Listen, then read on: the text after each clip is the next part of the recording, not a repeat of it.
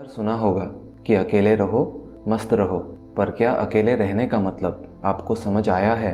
एक बार गौतम बुद्ध से पूछा गया, महाराज आप अकेले चलना पसंद करेंगे या किसी के साथ? तब महात्मा बुद्ध ने उत्तर दिया कि किसी बेवकूफ़ के साथ चलने से अच्छा मैं अकेले ही चलूं। गौतम बुद्ध हमेशा यही कहते थे कि अकेले रहो, ध्यान करो, मेडिटेशन करो, अपने साथ समय बिताओ और देखो कि जीवन में कितनी खुशियां हैं। बुद्ध कहते हैं कि हमें हमेशा होशपूर्वक जीवन जीना चाहिए। अपने जीवन के प्रति जागृत रहो, अपने ज्ञान को संभालो, विवेक से काम लो। लेकिन जब इन सारे ही बातों को हम अपने जीवन में उतारने की कोशिश करते हैं, तब सबके मन में एक ही ख्याल आता है कि क्या हम अभी होश में नहीं हैं, क्या हम बेहोश हैं। लोग तो बेहोश उस मनुष्य को मानते हैं जो मूर्छित हो जाता है और अपनी आंखें नहीं खोलता है, उसी को हम बेहोश मानते हैं। लेकिन गौतम बुद्ध सदैव हमसे कहते रहते हैं, होश में रहो, जागृत रहो। लेकिन उनके इन बातों का अर्थात क्या है? क्या हम होश में नहीं हैं? हम तो हमेशा जागृत ही रहते हैं, बस रात को सोते हैं। फिर बुद्ध ऐसा क्यों कहते हैं? हमें तो समझ ही नहीं आता है कि महात्मा बुद्ध हमसे क्या कहना चाहते हैं। गौतम बुद्ध कहते हैं कि अपने ज्ञान का प्रयोग करो। क्या हमें अपने बुद्धि का प्रयोग करना नहीं आता? क्या हम किसी चीज़ के बारे में नहीं जानते? क्या हमें किसी से बात करना नहीं आता? क्या हमें कुछ भी नहीं आता?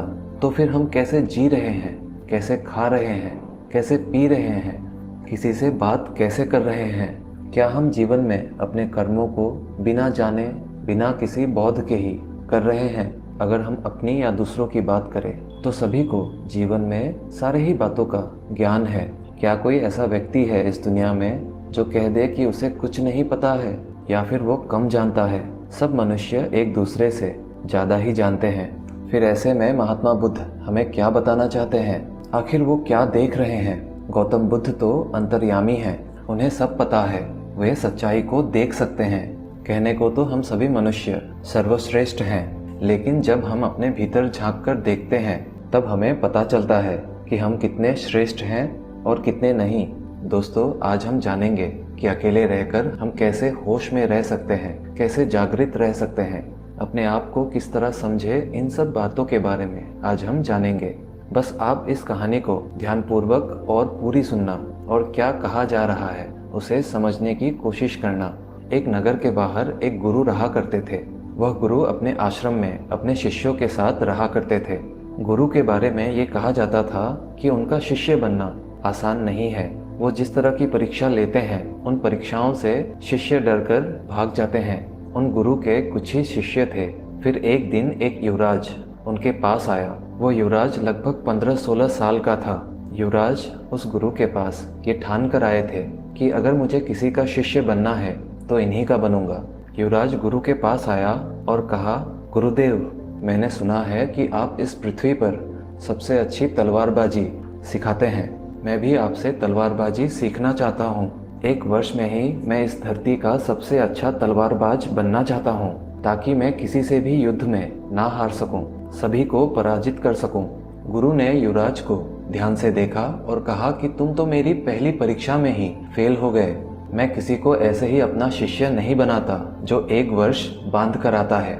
1 वर्ष किसने देखा है? फिर युवराज ने कहा, गुरुदेव, मुझे आप ही बता दीजिए कि तलवारबाजी सीखने में मुझे कितने वर्ष लगेंगे।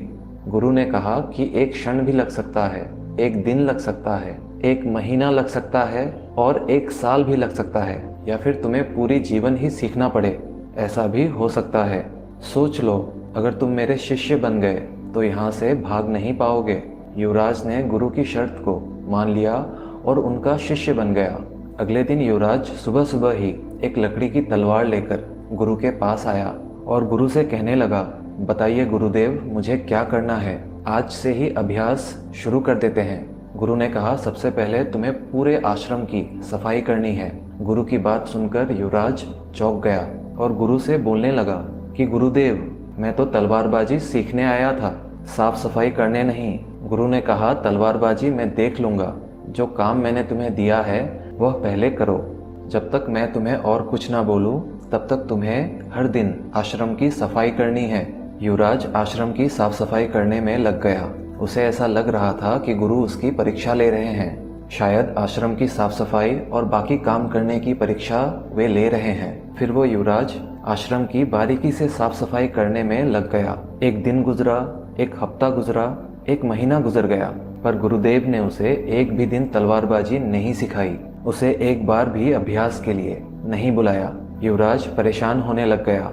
उसका मन साफ सफाई में नहीं लग रहा था। हर दिन साफ सफाई करते वक्त वो गुरु के बारे में न जाने क्या क्या सोचते रहता। कभी बीती रातों को सोचता या फिर उस दिन को कोसता जिस दिन वो इस आश्रम में तलवारबाजी सीखने आया था। ऐसे ही करते करते युवराज ने 1 वर्ष बिता दिया।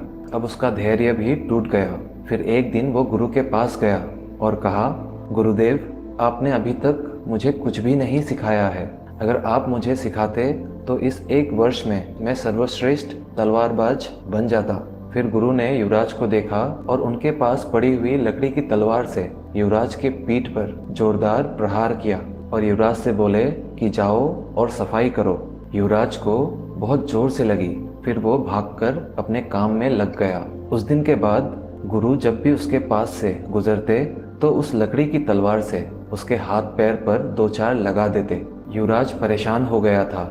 युवराज को लगने लगा कि गुरुदेव पागल हैं, तलवारबाजी तो सिखा नहीं रहे हैं, लेकिन जब भी मेरे पास से गुजरते हैं तो मुझे 2-4 लगा देते हैं। लकड़ी की तलवार से मार युवराज को दिन में कई बार पड़ जाती। अब तो युवराज और कुछ सोचता ही नहीं कि वो साफ सफाई कर रहा है, आराम कर रहा है या फिर खाना बना रहा है। उसे तो बस गुरुदेव के मार से बचना ही बचना सोचता था। पर हद तो तब हो गई जब वो सो रहा था और गुरु उसे 2-4 लगा गए। अब रोज उसके साथ यही होने लगा। वो हर वक्त अब चौकन्ना रहने लगा। कहीं गुरुदेव आ तो नहीं रहे, कहीं गुरुदेव फिर से उसे मारने वाले हों। नींद में भी सोते सोते वो जागृत रहता। थोड़ी सी भी आहट होती तो उसकी आंखें खुल जाती थी। वो सो तो जाता था, लेकिन उसके आसपास क्या हो रहा है उसे सब पता रहता था। इसी को होश कहते हैं, सोते सोते भी जागृत रहना। आपके साथ आपके आसपास क्या घटित हो रहा है और आपकी सोच कहाँ है। कहीं भूतकाल में ही तो अटकी नहीं हुई है या फिर भविष्य की तो नहीं सोच रही। आप वर्तमान में ही तो हैं। जैसे ही शिष्य अपना होश खो देता, पुरानी और आने वाली बातों को सोचने लगता, तभी उसका होश टूट जाता और इधर उधर से निकलते हुए गुरुदेव उसे 2-4 लगा जाते। 2 वर्ष तक ऐसे ही चलते रहा। जब भी शिष्य किसी विचार में खो जाता तो गुरुदेव आकर उसे जोर की लगा देते। इन 2 वर्षों के अंदर उस शिष्य का होश इतना मजबूत हो गया था कि किसी के आने की आहट भी उसे सुनाई देती थी। वो दूर से ही सुन लेता था और सावधान हो जाता था। एक दिन ऐसा हुआ जब गुरु ने उसके ऊपर तलवार से प्रहार किया तो उसने अपने आप को बचा लिया। इस बात से गुरुदेव बड़े ही प्रसन्न हुए और उससे कहा, शिष्य, अब तुम होश में आ गए हो। अब तक तो तुम बेहोश थे। अगर ये होश तुम्हें पहले आ जाता तो तुम मेरे से इतने पिटते नहीं। हम भी हमारे जीवन में इसीलिए सफल नहीं हो पाते हैं। हमारी जिंदगी में हम अपनी असफलताओं से घिरे हुए होते हैं, क्योंकि कभी भी हम होश में रहते ही नहीं हैं। जो है उसमें नहीं जीते हैं। हम तो विचारों के जीवन में जीते रहते हैं, जो हमारे अंदर ही पैदा होते हैं और न जाने हमें कौन सी दुनिया में लेकर जाते हैं। होश में आने के बाद जो पहली चीज हमारे अंदर पैदा होती है वो है जीवन का बोध। वर्तमान का बोध हमें जीवन में हर पल हर स्थिति में जीवित रखता है। उसे जीते हैं और हमारे आसपास हो रही गतिविधियों से हमें अवगत कराते हैं। इन चीज़ों को हम बेहोशी की हालत में छोड़ देते हैं। क्या आपने कभी इस बात पर गौर किया है, जब आप घर से कहीं जाने के लिए निकलते हैं तो रास्ते में आपने क्या क्या देखा? क्या आपको रास्ता याद रहता है? आपको जहाँ जाना रहता है आप वहाँ पहुँच जाते हैं, पर आपको ये पता नहीं रहता है कि आपने रास्ते में क्या क्या देखा।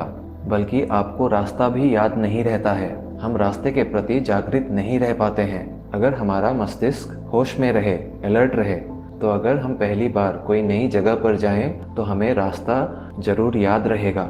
आज आपको जहां जाना रहता है वहां तो आप पहुंच जाते हैं, लेकिन रास्ते में आपने क्या क्या देखा इन चीज़ों का आपको पता नहीं रहता है।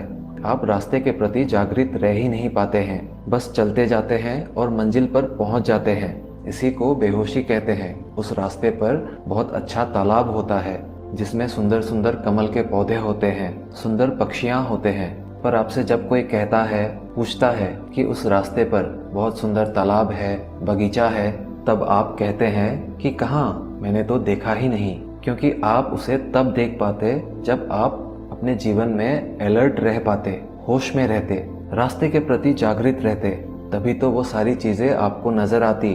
पर तुम तो बेहोशी में चलते गए, अपने विचारों की उलझन में तुम तो फंसे हुए थे। इसी प्रकार आपका जीवन है, ये कैसे निकल जाता है आपको पता ही नहीं चलता है। अब वो शिष्य इतना होश में था कि गुरुदेव उस पर कोई भी प्रहार नहीं कर पा रहे थे। वो शिष्य जहाँ भी होता वहीं रहता। अब विचारों के साथ उसका कोई भी संबंध नहीं था। वो चौकन्ना था क्योंकि उसे भरोसा नहीं था कि गुरुदेव कब किस ओर से उस पर हमला कर दे।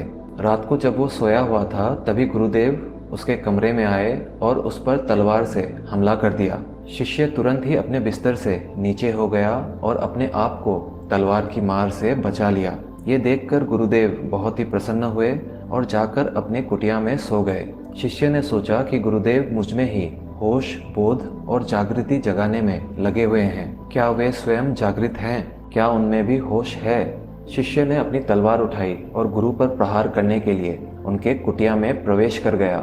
उसने देखा कि गुरुदेव गहरी नींद में सोए हुए थे। वो चुपचाप आवाज किए बिना गुरु के पास पहुंचा। उसने अपनी लकड़ी की तलवार को ऊपर उठाया और गुरु के ऊपर प्रहार करने ही वाला था कि तभी गुरु ने सोते हुए कहा, पागल, जा, तेरी शिक्षा पूरी हुई। फिर शिष्य ने कहा, गुरुदेव, पर आपने तो मुझे तलवारबाजी सिखाई ही नहीं है। गुरु ने कहा, अब तुम्हें तलवारबाजी में कोई नहीं हरा सकता है। दोस्तों, हमारा जीवन भी बेहोशी से भरा हुआ है। जो व्यक्ति होश में रहना सीख जाता है वो इस जीवन को जीना सीख जाता है। उसे आसपास की सभी चीज़ों के बारे में जानकारी रहती है। उस व्यक्ति को अपने जीवन में हर चीज़ का बोध रहता है और एक जागृत जीवन जीता है।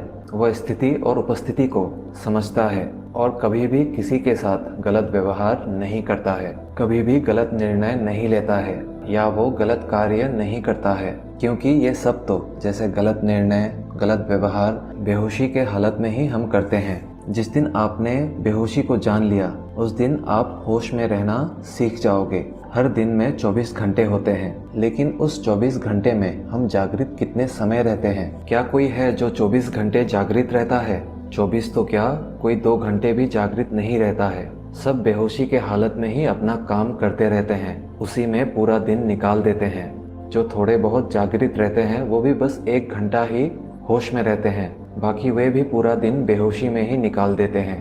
ख्याली पुलाव बनाते रहते हैं, भविष्य और भूतकाल की बातों में ही फंसे हुए रहते हैं। बल्कि हमें होश में रहकर अपने माइंड को अलर्ट रख के हमें वर्तमान पर ध्यान देना चाहिए। उसके बारे में सोचना चाहिए कि हमारे वर्तमान में क्या चल रहा है। दोस्तों, जो भी मनुष्य अपने आज के प्रति जागृत है वो व्यक्ति हमेशा सुखी रहता है। हमें तो पता ही नहीं रहता है कि हमें चाहिए क्या।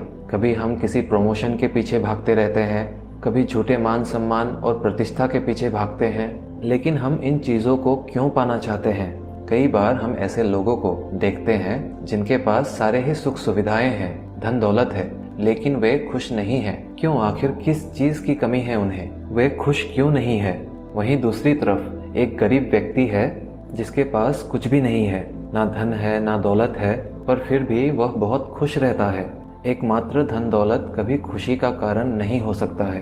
अगर धन दौलत ही एकमात्र खुशी का जरिया होता तो सभी लोग बहुत खुश रहते। असल में जो हमारा मन है ये कभी किसी एक वस्तु पर रुकता ही नहीं है। जिसके पास जो है वो उसे छोड़कर सभी तरफ भागते रहता है।